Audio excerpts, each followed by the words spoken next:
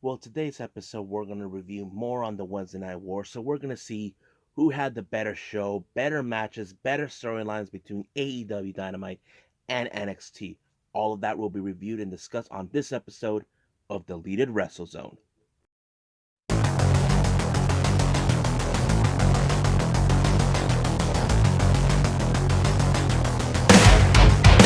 Are you ready? Get up, get up! Get up, get up! Get up, get up! Get up, get up! Get up, get up! Get up, get up!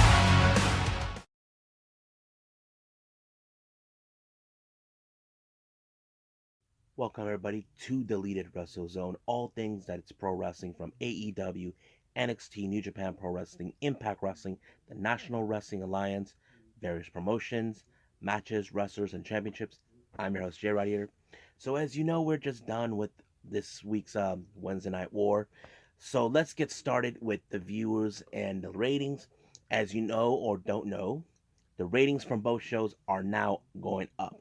So, let's start with who actually won this one. Drum roll, please. AEW Dynamite. So here's the results of the ratings and views on this one. AEW Dynamite gained 747,000 views compared to last week, which is 741,000 views. Now they only gain about 6,000 views for this week, but their rating in the 18 to 49 demographic, it was a 0.31 compared from last week, which is a 0.29. Now let's look at NXT. They gained 713,000 views compared from last week. It was 558,000 views. So they gained a little more viewerships than we never expected. But however, in the ratings, they gained in the 18 to 49 demographic a 0.16 compared from last week, which was a 0.12. So they did a lot more better this way. But somehow it appears like they're a bit tied up on this one due to the fact that they made up to the 700,000 above. That way it makes more sense. But however, it was AEW that got the win on this one for both the viewership and the 18 to 49 demographic. So I think that's it right now to review the ratings and views. So let's go with AEW Dynamite.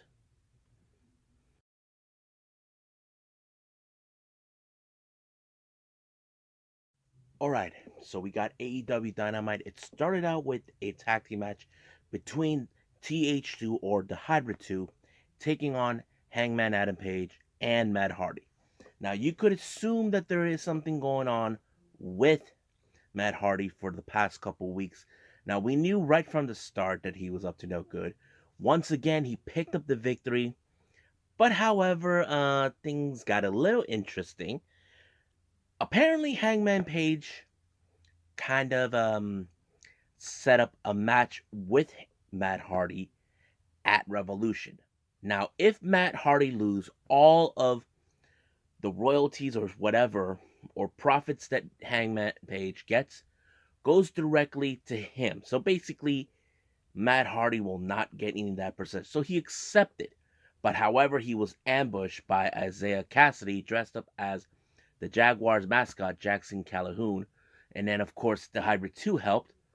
But out of nowhere, we received a surprise appearance of the Dark Order led by Negative One, helping Hangman Adam Page. Now it appears that Dark Order still continues. They want him to join the Dark Order. So, however, we don't know where they're going to go with this, but it's becoming interesting. Now, as you know, Inner Circle are dealing with what happened a week ago. But, however, Santana Ortiz are scheduled to face the Bucks for the AEW World Tag Team titles. But, however, Jericho is still was upset after what happened last week where MJ Sammy Guevara sucker punched MJF, and basically he's dead to Jericho. That's how it is. Now, as you know, we already begun the tournament for the AEW Women's World Title Eliminator in Japan, and of course, one match that took place already. Layla Hirsch versus Thunder Rosa. Rosa won, and of course, the brackets for the Japanese version. The bracket is amazing. We already had our first winners in the first round. Um, Yuka Sakazaki, Emma Sakura, who else?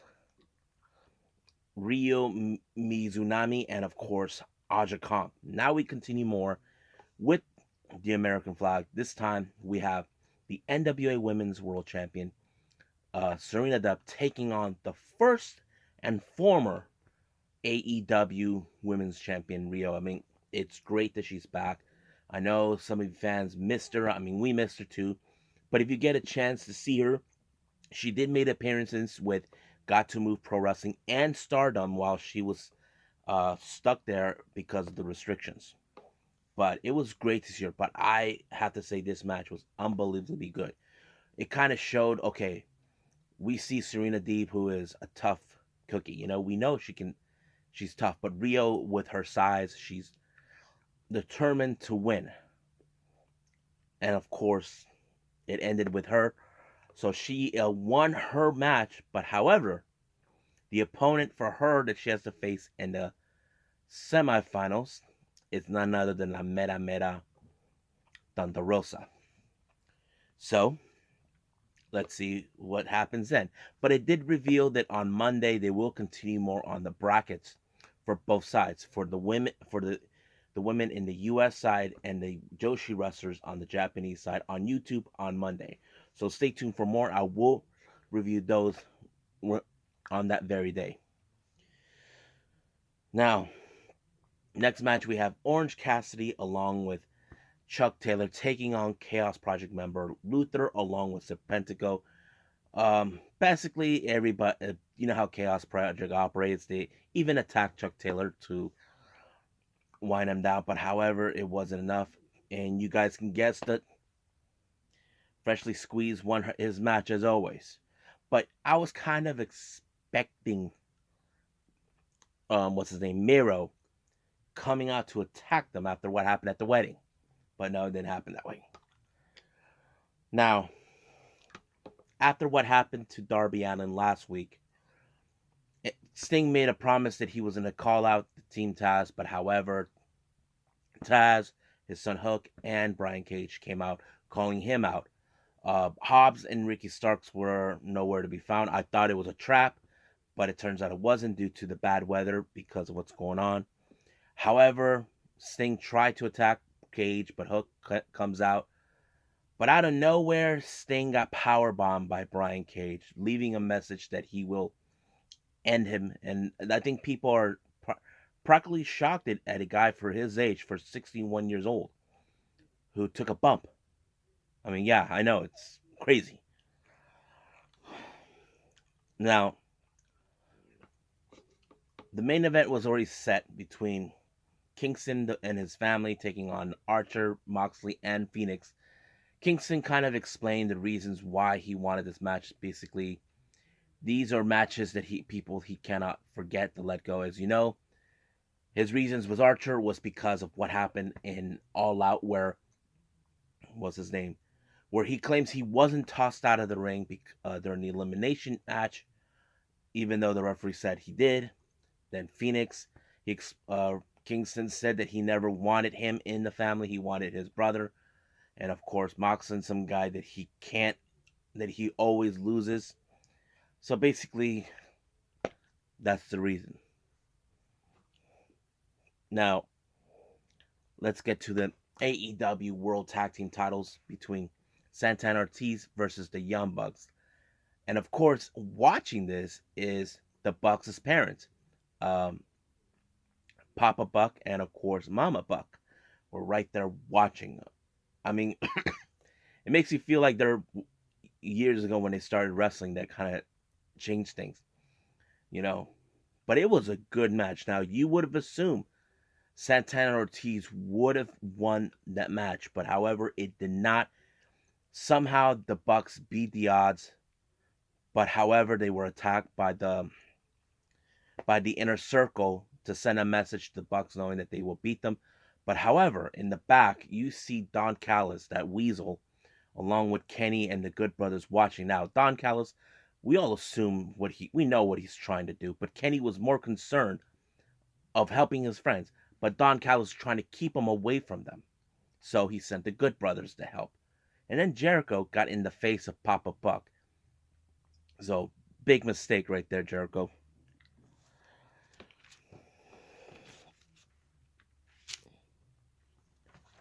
Now, before the next start of the match, we had some interesting news coming from the roads. I'm talking about Cody and his wife Brandy. As you know, it was revealed back in December that Brandy is expecting her first child with Cody. Now, however, we all know we've seen the baby bump, but this was a special moment because Brandy decided to share the gender of the baby. And of course, the gender is it's a girl. So basically, Cody was happy. He even predicted he wants to have a daughter. I know some of you guys say, why would he want a daughter? Well, I mean, who wouldn't? But he did say he would like to have a daughter that looks more like Brandy. I mean, who could blame him? But it was good. Even Cody Rhodes Dustin Rhodes is very happy. He said he was going to spoil either if it was a boy or girl, but now he's happy. So congratulations, Brandy and Cody. You're gonna be awesome parents. Now, these two actually sat down in the commentary section checking out this next match. It is FTR taking on Matt and his brother Mike Sydal. Now, this was also another match. I would love to see more of Mike. I have to say they have similar ways, but great. But however, the ending was kind of like, okay, we were expecting the FTR was going to win, but however, their attitude continues. They were about to cut off Mike's haircut. But however,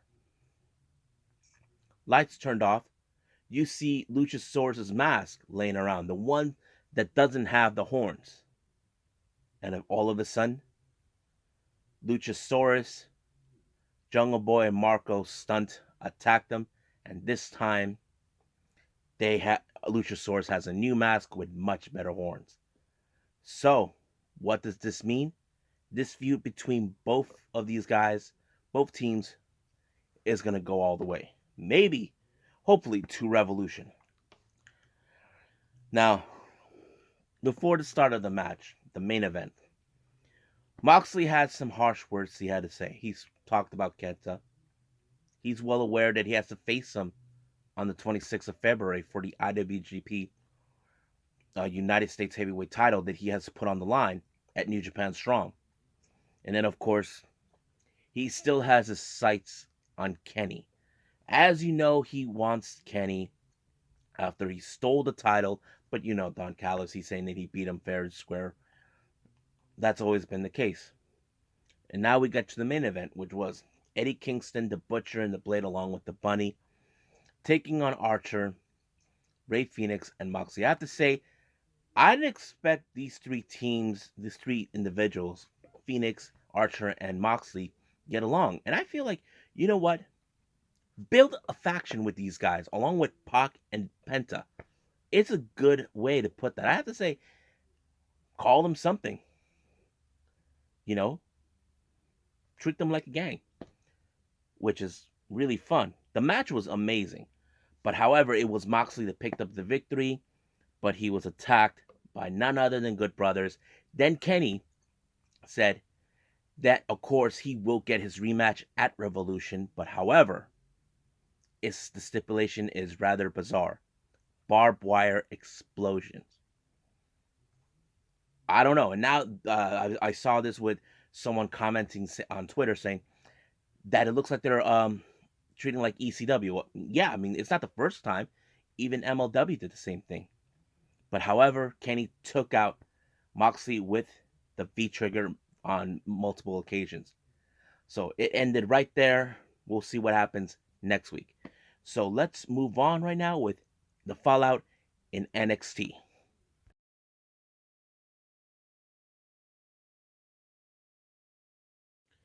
Okay, so we got NXT. As you know, this is the fallout after NXT Takeover Vengeance Day. As we know, we already seen the winners from both Dusty Rhodes Classic Tag Team Classics in the men's and women's. But the biggest shock was Adam Cole. As you know, when Adam Cole came out with O'Reilly and Roderick to help Finn Balor after being attacked by Lorcan and Birch, he super kicked Finn Balor, then Kyle O'Reilly. O'Reilly comes out demanding answers. He wants to know why.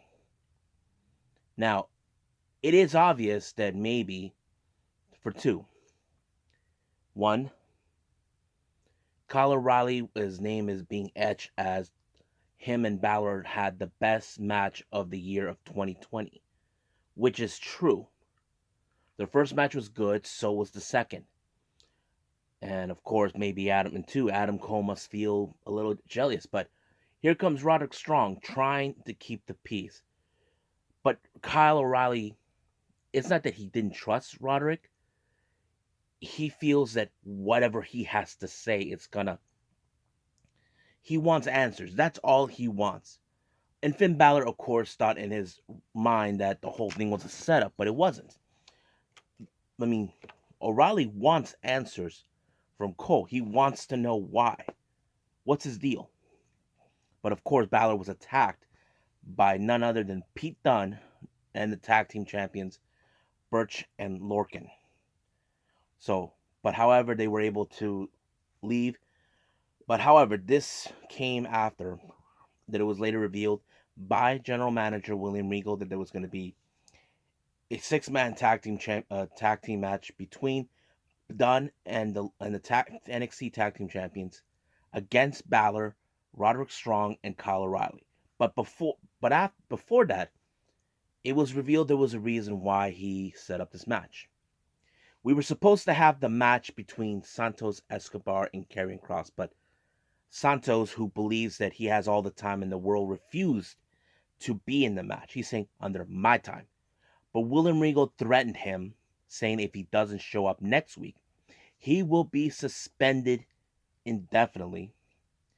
But in the process, he will strip him of the NXT Cruiserweight title. Now, Santos has to think very, very clearly. He thinks he can run from Karrion Kross, but he can't.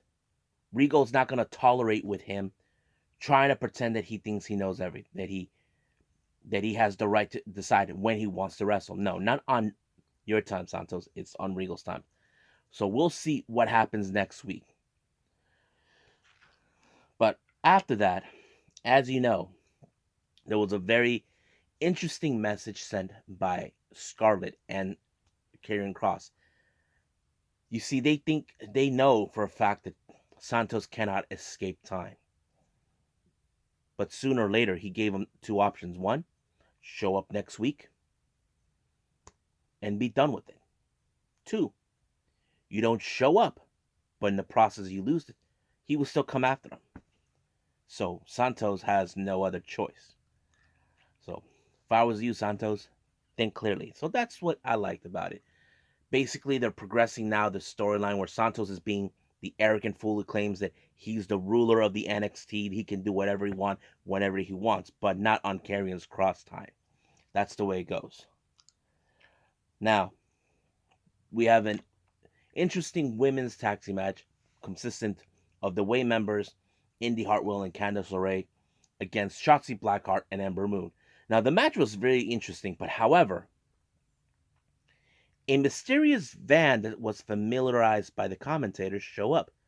If you guys don't know what I'm referring to, is the van that was used to take Cameron Grimes to the Terror House of Terror. But of course, Gargano wasn't in the commentary when he went out there to find out what's going on. The match was going great, but however, in the process, Johnny Gargano found Austin Theory. He was happy, but in the process of that, they lose the match, allowing for Ember Moon and Shotzi Blackheart to win. But here's the deal: Moon and Blackheart may have won the match, but in reality, the Way got their friend back. So basically, it's a win-win situation.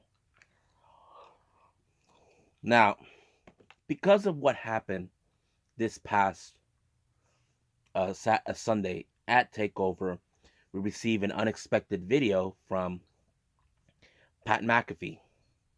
Now, Pat McAfee went out of his way before. We haven't seen him after War Games that he warned everybody that Adam Cole is in it only for himself. So he wants to act that he's right. He's demanding for people to apologize to him. So he thinks he was right. You people need to apologize. But the real question is, Pat, you're not right. We want answers. We want to know why, Adam. Why did you do that? Why did you super kick your best friend? What are your intentions? That's only for him to decide. Pat McAfee, you don't owe a thank you. Now, next match, this is between Leon Ruff and Isaiah Swerve Scott. The match was kind of interesting in a way because we all seen the latest attitude with Isaiah Swerve Scott. He actually now became a heel. Every time he loses, he takes it like a chip on his shoulder. And of course, Leon Ruff won the match. It was a really good win, but however, Scott actually brutalized Ruff right there to show him he's sick and tired of him being handed over opportunities instead of he felt that those opportunities should have been handed over to him. But that's how it is. Now the next match we have Caden Carter and Casey Canizaro taking on Aaliyah and Jesse Kaimea. Now, this match was sort of set up as a way to move forward after the events of what happened last week. As you know, Carter and Canizaro went to confront this mysterious figure, Tian Sha, to find out what happened to Xia Li, someone who they know. The match was okay, but however, it was Carter and Casey that won. Here comes Xia Li. Basically, she wants to purge both of them for getting in her way. So basically, we don't know what's going to happen next. Now, this was a very interesting happen during an interview. Kushida, we all know, had an amazing match against Johnny Gargano this past Sunday in TakeOver. But however, here comes Bronson Lee, who believes that he felt like he should be the next guy to take on Gargano and win the North American title. But he said he can't wait to face Kushida if that day comes when he has to win the title and face Kushida. But he did say they will cross that bridge one day. However, Malcolm Bivens came up with a proposition to Kushida. As you know, Tyler Russ has been making a huge impact with his skills on all that. But Bivens ask the medical doctor, is Kushida cleared? And of course he was, which led to the match later on. Now, we received the Dusty Rhodes Tag Team Classic trophy presentation, where we have Beth Phoenix hosting, but at the same time we have MSK showing up, sinking in the moment, and then of course Rachel Gonzalez and Dakota Kai. But however, someone from Raquel Gonzalez's past showed up. Shayna Baszler and Nia Jax, the women's tag team champions. Shayna goes up to her face telling her that you're still the same little girl that I broke your arm. And of course, Dakota Kai had to be the one to remind her that you ran away after Rhea Ripley. And of course, that kind of sparked the thing with Raquel Gonzalez. But however, that's when things got a little interesting. Nia Jax goes out saying that she remembers when Dusty Rhodes was alive, saying that one day she will be the beautiful badass bitch, which was a reference to Raquel Gonzalez. Now remember, Raquel Gonzalez has already declared herself the badass in the NXT.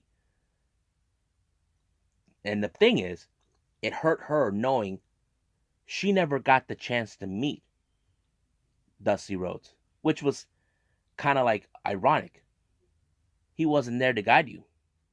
So it's kind of like, however, the best part happened is Raquel Gonzalez threatened her, saying she will take one of the trophy boots and shove it up to Nia Jax's hole. But at the moment of this little confrontation between both teams, MSK and Beth Phoenix were watching this like it was a movie. They were like eating popcorn. And I thought it was a funny segment.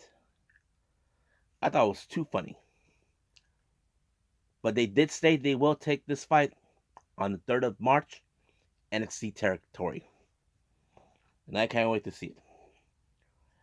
Now, recently there's been a development in the women's division. Toni Storm once again went out of her usual way to get attention by attacking the NXT Women's Champion during a photo shoot.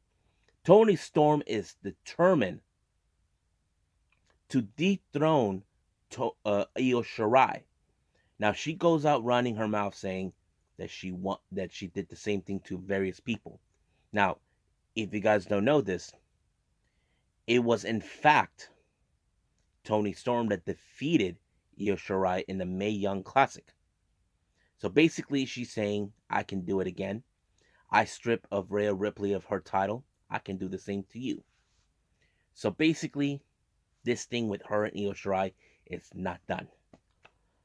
Now, speaking of the women's division, we had the debut singles match debut of Zoe Clark, who was one of the latest additions that was signed with NXT. If you guys don't know, she was known as Lacey Evans in the independent scenes. She did make a couple appearances in AEW, but now she is in NXT taking on what's her name, Valentine Fedos. Great match. It did show her a little bit more who she is. Very tough individual, and she won her match. Now, the main event, we got Pete Dunne and the tag team champions taking on Balor, O'Reilly, and Strong. Now, the match seems like it was going great, but however, there was a mix-up of confusion. Someone attacked one of Balor was attacked with his belt, and later he assumed it was Strong. Once again, these guys are playing mind games. It was Pete Dunne who actually pinned Balor, indicating he still wants another shot of the NXT Championship, believing he should have won. But however, we don't know where they're going to go because all of a sudden, Adam Cole shows up, attacked O'Reilly, and then super kicked Finn Balor. And then he picked up the title up in the air, showing his true colors. Now, does this mean he wants another shot of the title? We'll just have to wait and see what happens because Pete Dunne will not allow that to happen. And of course, this is going to be an interesting because we don't know how many people who want a shot of the NXT Championship. Basically, Fowler was right. He does have a target on his back. So let's end the episode with the final thoughts on both shows.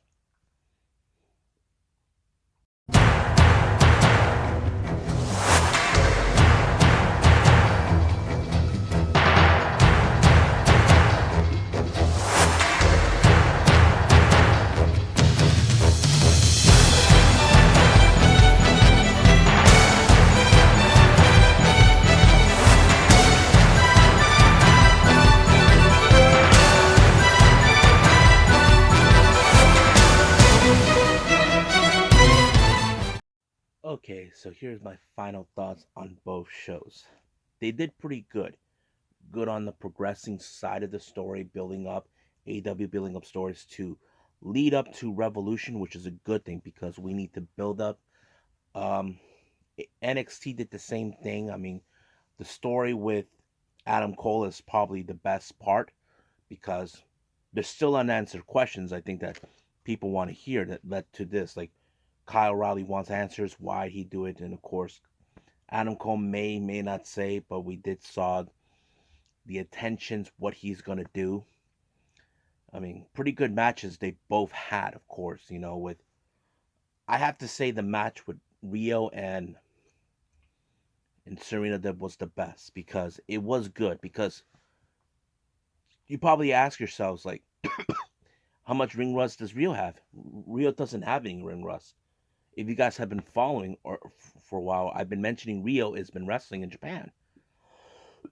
When she was stuck there, she actually wrestled and got to move, and she even wrestled with Stardom. But you probably say, wait a minute, then does he have? She has exclusives to AEW? Yes, but keep in mind, think of it as she's out on loan, even though she cannot wrestle here in the States because of the restrictions. And now we're seeing her back. She's advancing. She, her opponent for the semifinals will be for the quarterfinals. I don't know. It will be Thunder Rosa, but of course, excuse me, and the whole thing with barbed wire, the exploding barbed wire match. Some of you fans probably ask, "What the hell is that?"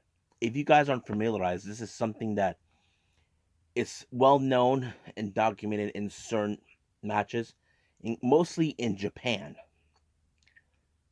So if you touch the wires, they remove the ring ropes around the ring, replace it with barbed wires. So if you guys aren't familiarized, so I have to say this is going to be interesting. That will happen in Revolution. But which one did had the better show? I have to say AEW did because there's a few reasons why. You see, Sting got powerbomb. That's the first time we see him take a bump. Two, um, building up the feud that will lead to the tag team championship match between the Bucks and the Inner Circle members. Of course, the barbed wire match, and of course, leading up for the championship women's championship match. Whoever's gonna win this thing, and what else? I try to think here. What other ones? Of course, the feud between Luchasaurus and Jurassic Express and FTR. That's also good. I'm sure that will go to Revolution or so, or sooner. We don't know, but AEW had some great. Was the one that had the better show tonight.